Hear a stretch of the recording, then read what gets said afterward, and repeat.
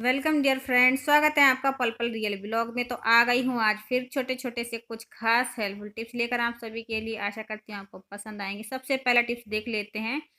हमारे पास बहुत सारे इस तरीके के लेडीज पर्स होते हैं जिसे हम इधर उधर टांग देते हैं। तो क्या होता है, रखे रखे एक तो इन पर धूल जम जाती है और ऊपर से क्या होता है, इनकी शाइनिंग भी खत्म हो जाती है। यानी कि नए पर्स भी ऐसे लगते हैं जैसे काफ़ी दिनों पुराने हों।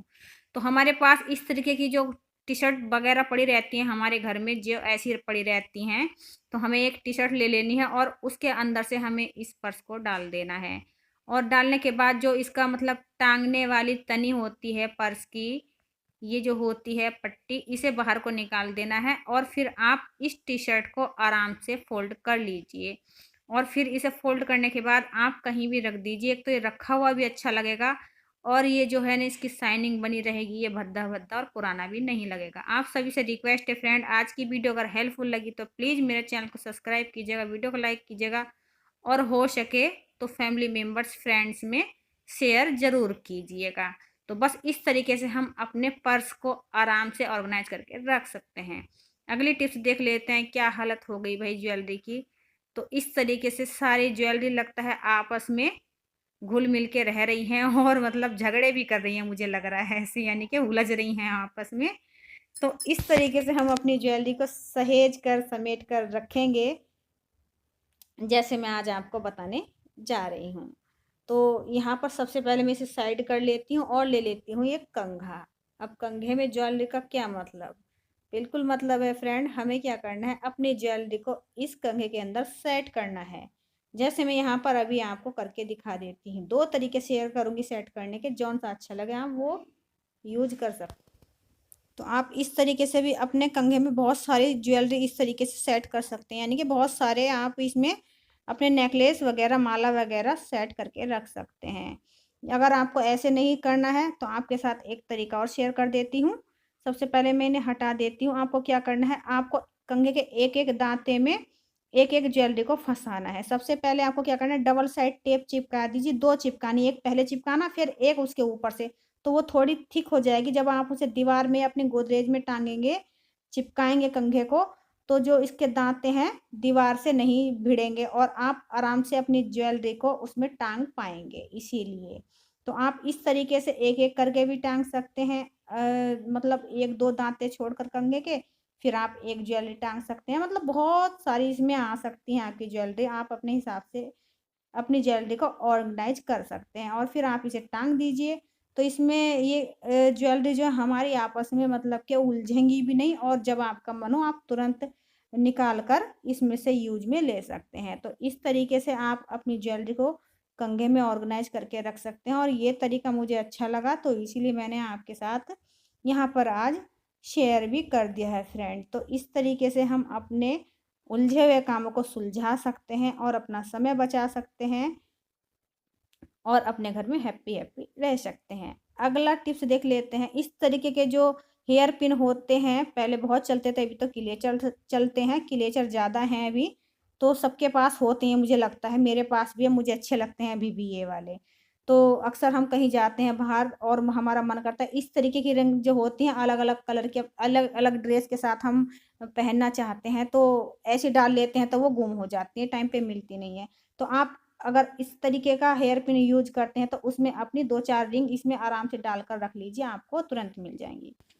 अगली टिप्स है शर्ट को लेकर। अक्सर क्या होता है, जब हमारे हस्बैंड ड्यूटी वगैरह जाते हैं सुबह सुबह, तो हमारे पास इतना टाइम नहीं होता है कि हम उन्हें अलग अलग चीज़ें हाथ में उठा कर दे दें, या फिर बाहर जाना पड़ता है किसी कामवश, तो बहुत सारी चीज़ों को रख के ले जाना पड़ता है अपनी अटैची में और बैग में। तो उनके जो अलग अलग रखने का मतलब कि इतना स्थान नहीं मिल पाता है अटैची में या बैग में कि हम सारी चीज़ों को अलग अलग से रख सकें। तो आप इस तरीके से बेल्ट को फ़ोल्ड कर लीजिए पहले, और फ़ोल्ड करने के बाद आप क्या कीजिए, इस तरीके से शर्ट के जो कॉलर है ना, तो उसमें आप इसे ऑर्गेनाइज करके रख दीजिए। एक तो ये जब भी शर्ट लेंगे तो शर्ट के साथ बेल्ट तुरंत हाथ में आ जाएगी, अलग से खोजने की ज़रूरत नहीं पड़ेगी और अलग से स्पेस भी नहीं लेगी, और ये एक ही जगह पर ऑर्गेनाइज हो जाएगी इसमें।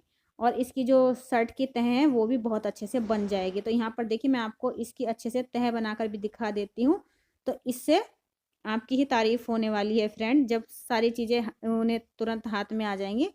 तो उनका भी समय बचता है, हस्बैंड का, और हमारा भी समय बचता है। तो इस तरीके से हम अपने जो शर्ट है और कुछ चीज़ों को ऑर्गेनाइज करके रख सकते हैं। अगली टिप्स है इस तरीके के सेल को लेकर। ये बेकार सेल है, इनका कोई भी यूज अब लाइफ में नहीं होने वाला है, लेकिन एक यूज मैं आपको बता रही हूँ। अब इनसे हम करेंगे खुद को चार्ज, यानी कि खुद को चार्ज क्या करते हैं इस सेल से, अरे नहीं कर सकते हैं भाई। तो यहाँ पर लेना है हमें फॉइल पेपर, इसमें मैंने इसे कर लिया है बंद। और अब हम क्या करेंगे, देखिए फ्रेंड, ये आपने ध्यान करा होगा कि जो ये सिल्वर फॉइल पेपर होता है ये थोड़ा सा हीट पैदा करता है।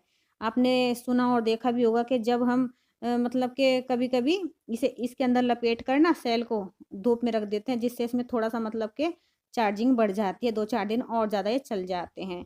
तो आज हम इसकी चार्जिंग बढ़ाने वाले नहीं हैं अलग से, हमें इसे रिमोट में यूज नहीं करना है, इसका यूज हम खुद के लिए करने वाले हैं। और वो कैसे, वो मैं आपको बता देती हूँ। तो अक्सर क्या होता है, अभी सर्दी का मौसम है और हाथ बहुत ज़्यादा ठंडे हो जाते हैं जब हम बाहर कहीं जाते हैं। तो आप क्या कीजिए, इसे दोनों हाथों में इस तरीके से दबा लीजिए थोड़ी सी देर। तो आप महसूस करेंगे कि जो आपके हथेली हैं, हाथ हैं, वो एकदम गर्म होने लग जाएंगे। या आप बाहर जा रहे हैं तो आप अपनी जेबों में से डाल सकते हैं और मुट्ठी में बंद कर लीजिए, तो आपके जो हाथ हैं बिल्कुल ठंडे नहीं होने वाले हैं। आपको बहुत अच्छा लगेगा, कितने भी हाथ ठंडे होंगे तुरंत इससे गर्म हो जाते हैं। अगर यकीन ना हो तो आप एक बार ट्राई करके ज़रूर देखिएगा, क्योंकि मैंने ट्राई किया था तभी मैंने आज ये शेयर भी कर दिया है।